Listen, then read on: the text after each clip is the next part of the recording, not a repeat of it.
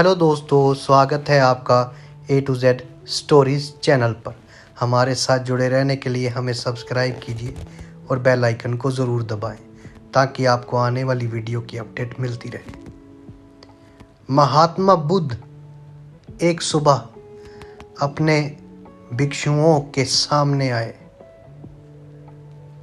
और उन्होंने अपने हाथ में एक रुमाल ले रखा था और उन्होंने सबके सामने खड़े होकर उस रुमाल में 5 गांठें बांधी और फिर एक भिक्षु से पूछा कि क्या तुम कह सकते हो ये रुमाल वही है जैसा मैं लाया था या भिन्न हो गया है? उस भिक्षु ने कहा, भगवान, आप उलझन की बातें पूछते हैं। सही उत्तर यही हो सकता है कि एक अर्थ में तो रुमाल वही है और एक अर्थ में रुमाल बदल गया। इस अर्थ में रुमाल वही है क्योंकि रुमाल में कुछ नया नहीं हुआ है। गांठ से कुछ नया नहीं हो गया है। गांठ से क्या नया होगा? रुमाल बिल्कुल वही है, लेकिन फिर भी ये कहना ठीक नहीं कि बिल्कुल वही है, क्योंकि गांठ ने थोड़ा फर्क तो कर दिया। गांठ पहले नहीं थी, अब है। बस तुम गांठ लगे रुमाल हो, तुम गांठ लगे भगवान हो। गांठ खुल जाए, भगवान कहीं और से आता नहीं। ग्रंथि खुल जाए, ग्रंथियां विचार की है, वासना की है। उनके कारण अभाव, विषाद, संताप, उनके कारण नरक जितना बड़ा तुम्हारा विषाद है उतनी परमात्मा से दूरी है।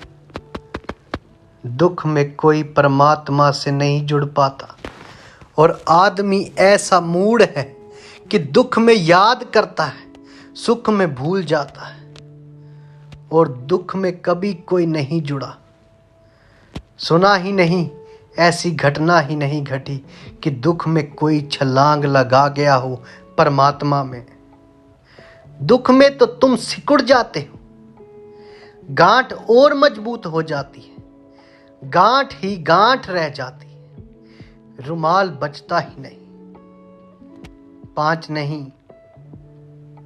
50 गांठ हो जाती है कि 1000 गांठ हो जाती है। सारा रुमाल गांठों में दब जाता है, गांठों पर गांठें लग जाती हैं, ग्रंथियों पर ग्रंथियां।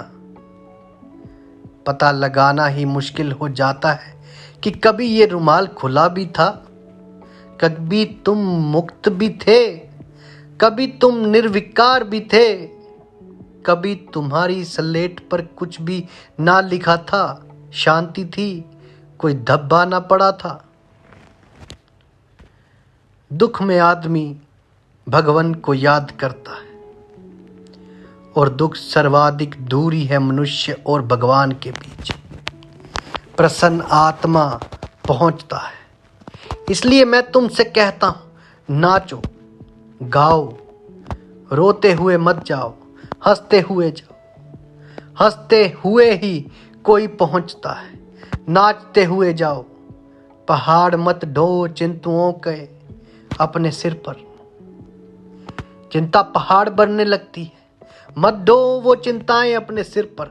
अक्सर ऐसा हो जाता है, ये पहाड़ ढोने वाले लोग ही तुम्हें संत महात्मा मालूम होते हैं। ये बहुत दूर हैं, इन्हें कुछ भी पता नहीं है। कहीं कोई मस्त होकर नाचता हो, चाहे परमात्मा की उसे याद भी ना हो, तो भी परमात्मा के करीब है, मस्ती में सार है। कहीं कोई रस निमग्न है, कहीं कोई डूबा है। सब भांति भूल कर वही समझना कि परमात्मा का द्वार करीब है। चूकना मत, वहां सत्संग करना।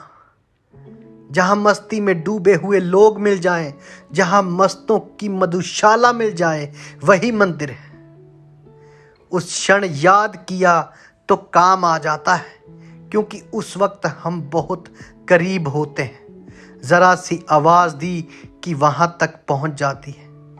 आनंद के पंखों पर चढ़कर ही प्रार्थनाएं परमात्मा तक पहुँचती हैं। दुख तो पंखहीन है, पंख कटे जटायु सा, उस पर चढ़कर कोई यात्रा नहीं होती। जो ब्रह्मभूत हो गया, आनंद मगन होकर सोच विचार वासना से मुक्त हुआ, उसे सब में एक ही का वास दिखाई पड़ने लगता है। यदि आपको हमारी ये बातें, हमारी ये कहानियाँ अच्छी लगती हैं तो हमें सब्सक्राइब कीजिए, शेयर कीजिए, लाइक कीजिए और कमेंट करके ज़रूर बताइए दोस्तों। आप सबको मेरा प्रणाम। धन्यवाद।